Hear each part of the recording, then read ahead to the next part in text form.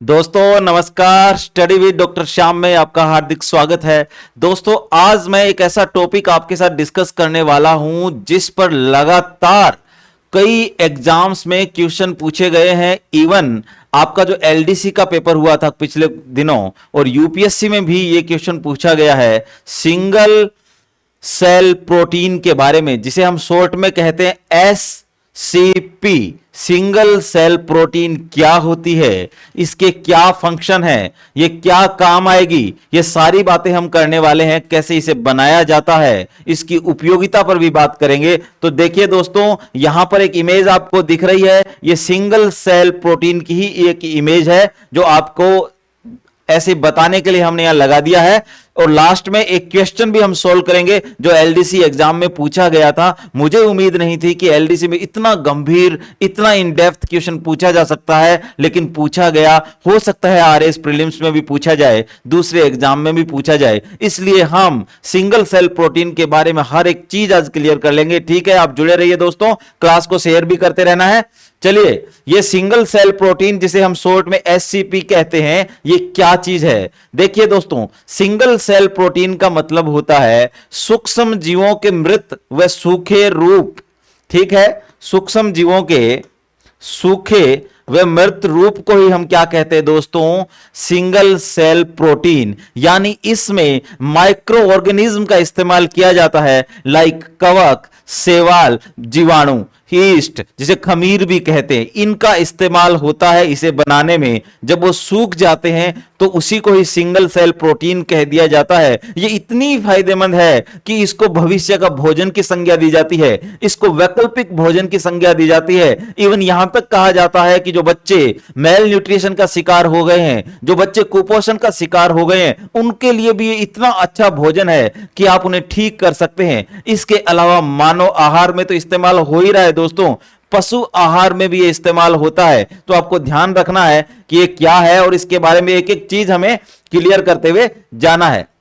दोस्तों, single cell protein शब्द 1966 में एक व्यक्ति कैरोल विल्सन ने सबसे पहले यूज किया था। किसने यूज किया था दोस्तों? कैरोल विल्सन ने। और उन्होंने कहा कि सूखे सूक्ष्म जीवों की जो कोशिकाएं होती हैं वो सिंगल सेल प्रोटीन है और बहुत ज्यादा उपयोगी है, क्योंकि उसमें लगभग 40% प्रोटीन होती है। उसमें कार्बोहाइड्रेट है, उसमें फैट है, उसमें खनिज लवण है, उसमें विटामिन है। और दोस्तों, विटामिन B1 जिसे हम थाइमीन कहते हैं, विटामिन B2 जिसे राइबोफ्लेविन कहते हैं, विटामिन ई जिसे हम टोकोफेरोल कहते हैं, ये तीनों विटामिन की प्रचुरता सिंगल सेल प्रोटीन में मिलती है दोस्तों। मुर्गी पालन हो, आपका मछली का पालन हो, पशु पालन हो, सब में इसका यूज होने लगा है। क्यों? क्योंकि ये बहुत उपयोगी है।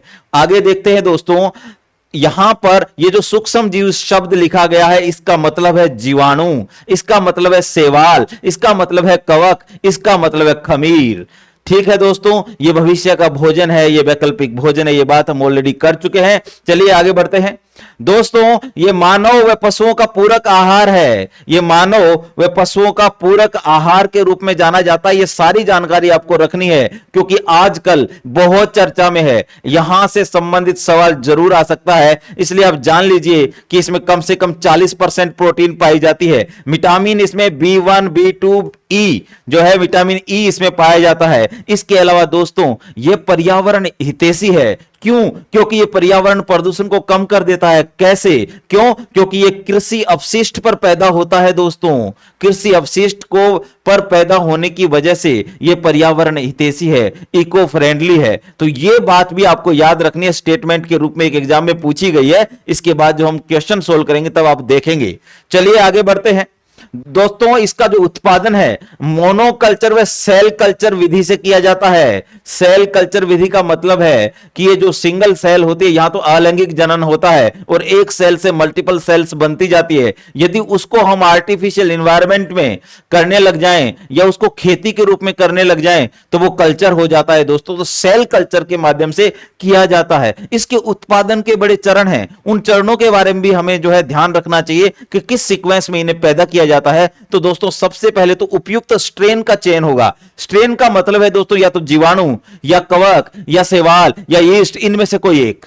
ठीक है ना, शुरुआत में। तो सबसे पहले तो आपको सेलेक्ट करना है कि किसका उत्पादन करना है, नंबर 1। दूसरा, उसके बाद चूंकि वो अपशिष्ट पर ग्रो करेगा तो वहां पर किण्वन होता है दोस्तों, फर्मेंटेशन, जिसके माध्यम से इथेनॉल बनता है। आपको ये प्रोसेस पता ही है कि ऑक्सीजन की अनुपस्थिति में सूक्ष्म जीव इथेनॉल बना देते हैं, ठीक है ना। उस प्रक्रिया का नाम फर्मेंटेशन या किण्वन है। फिर आप देखेंगे कि एक बार जब ये अपशिष्ट पर उगने लगता है उसके बाद इसकी कटाई होती है। कटाई करने के बाद दोस्तों, कटाई के बाद इसका उपचार किया जाता है, फिर खाद्य प्रसंस्करण यानी फूड प्रोसेसिंग होती है। तो ये सीक्वेंस है दोस्तों। याद रखना है कि सिंगल सेल प्रोटीन के उत्पादन में कौन कौन से चरण जो है उनका सीक्वेंस क्या है, ये याद रखिएगा। चलिए आगे बढ़ते हैं। यहां आप देखेंगे दोस्तों कि सिंगल सेल प्रोटीन के कुछ उदाहरण मैं आपको बता रहा हूं, ये भी आ सकते हैं। वायरस लिखा हुआ आएगा दोस्तों, काट देना उसे, ठीक है दोस्तों। देखिए, जीवाणु होता है सिंगल सेल प्रोटीन का एग्जांपल, मशरूम भी होता है, स्पाइरुलिना, स्पाइरुलिना या स्पाइरुलिना जो है, स्पिरुलिना या स्पाइरुलिना बहुत इंपॉर्टेंट है, बहुत ज्यादा यूज हो रहा है। क्लोरेला, खमीर या यीस्ट, दोस्तों मानव के खाने लायक ये एक ही है, बाकी से एलर्जी हो जाती है।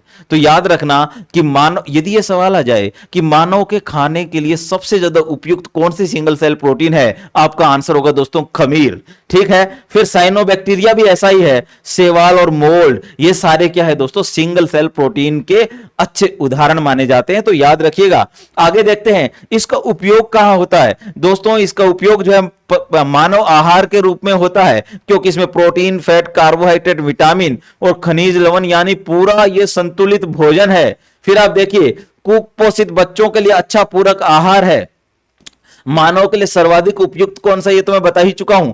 फिर आप देखेंगे पशु आहार के रूप में प्रयुक्त होता है। जल कृषि में फिश फीड का जो है विकल्प बन सकता है, जो मछलियों को खिलाया जाता है उसका विकल्प बन सकता है। मुर्गी पालन में प्रयुक्त किया जाता है, पशु पालन में प्रयुक्त किया जाता है, ठीक है भाई। अपशिष्ट पदार्थों का किण्वन कर सकता है, जैसे स्ट्रो, लकड़ी, भोजन, अपशिष्ट भोजन जो है, खराब हो चुका भोजन है, सड़ा हुआ खाद्य अनाज है, उन सब का जो है ये किण्वन कर सकता है।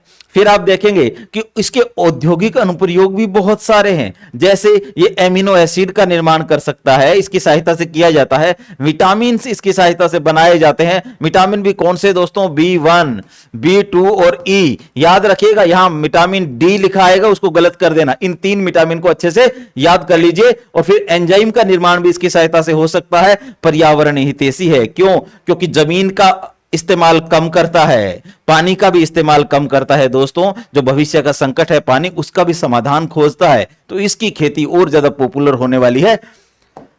इसके अलावा दोस्तों एक चीज हमें और जाननी चाहिए कि इसके कुछ नुकसान भी है, खासकर मानव के लिए। मानव के लिए इसके कुछ नुकसान भी है, जैसे मनुष्य को इसे एलर्जी हो सकती है मित्र, है ना। इसके अलावा न्यूक्लिक एसिड जो होते हैं इनके माइक्रो ऑर्गेनिज्म के, उनको पचाने की क्षमता मानव में उतनी ज्यादा नहीं होती जितनी जानवरों में होती है, इसलिए वो भी एक संकट है। और यदि आप इसे खाते हैं तो आपके डाइजेशन में भी प्रॉब्लम हो सकता है। यदि ऐसा स्टेटमेंट आए कि सिंगल सेल प्रोटीन को खाने से मानव शरीर को कोई नुकसान नहीं होता है, तो यह स्टेटमेंट गलत होगा दोस्तों, क्योंकि नुकसान तो होता है, वो मैं आपको यहां बता ही रहा हूं। फिर देखिए, इससे गठिया हो सकता है, यानी यूरिक एसिड, यूरिक एसिड का जो है सांद्रण हो सकता है आपके बोन्स के जॉइंट में। यूरिक एसिड क्रिस्टल से ही तो गठिया होता है ना। फिर देखिए, इसके अलावा गुर्दे की पथरी हो सकती है, किडनी में पथरी हो सकती है, और इसकी उत्पादन लागत भी ज्यादा है दोस्तों। तो ये भी इसका एक नेगेटिव एस्पेक्ट है, ठीक है भाई। तो अब दोस्तों इतनी जानकारी के बाद अब आप सिंगल सेल प्रोटीन क्या होते हैं ये तो समझ ही चुके हैं। अब हम एक सवाल करते हैं दोस्तों, ये एलडीसी में पूछा गया इसी साल। इसी को पढ़कर मैं प्रेरित हुआ कि हमें क्यों ना इस सब्जेक्ट पे एक वीडियो बनाना चाहिए ताकि सबको फायदा हो जाए। इसलिए दोस्तों आप देखिए कि यहां पर एक क्वेश्चन है कि नीचे 2 कथन दिए गए हैं। कथन 1 है कि एकल कोशिका प्रोटीन पशु और पौधों के पोषण के लिए प्रोटीन का एक वैकल्पिक स्रोत है। कथन 1। कथन 2 क्या है कि स्पिरुलिना एकल कोशिका प्रोटीन में से एक है जो प्रोटीन, खनिज और विटामिन आदि के समृद्ध स्रोत के रूप में कार्य कर सकता है, परंतु इसकी वृद्धि पर्यावरण प्रदूषण में वृद्धि करती है। तो दोस्तों बताइए आंसर क्या होगा? क्या दोनों कथन असत्य है? क्या दोनों सही है? या एक सही है एक गलत है? बताइए क्या होगा आंसर। यहां हिंट है दोस्तों, मैंने फोकस भी किया था पढ़ाते समय। सारे के सारे सिंगल सेल प्रोटीन पर्यावरण प्रदूषण में वृद्धि नहीं करते, ये पर्यावरण प्रदूषण को कम करते हैं। तो इस सेकंड स्टेटमेंट की सारी बातें सही होने के बावजूद बावजूद सिर्फ ये बात ने पूरा गड़बड़ कर दिया, तो ये स्टेटमेंट भी आपका गलत हो जाएगा। क्यों? क्योंकि सिंगल सेल प्रोटीन जो है दोस्तों पर्यावरण प्रदूषण नहीं करते, वो तो इको फ्रेंडली हैं। दूसरा देखिए, पहला कथन क्या कह रहा है, एकल कोशिका प्रोटीन पशु और पौधों के पोषण। दोस्तों ये तो खुद ही पौधे हैं, ये तो खुद ही प्लांट है दोस्तों, है ना। तो ये पौधों के लिए नहीं, मानव और पशुओं का आहार है, मानव प्लस पशुओं का आहार। ठीक है भाई, मानव प्लस पशु आहार। तो इस प्रकार दोस्तों दोनों ही कथन असत्य है ना। और ये क्वेश्चन आप तभी कर पाते जब आपको सिंगल सेल प्रोटीन के बारे में सारी जानकारी होती। तो दोस्तों आपको बहुत अच्छे से वीडियो देख लेना है, और मैं तो ये वीडियो के लास्ट में बोल रहा हूं, इसका मतलब आपने वीडियो देख लिया है। शेयर जरूर करना दोस्तों। Thank you very much, thank you.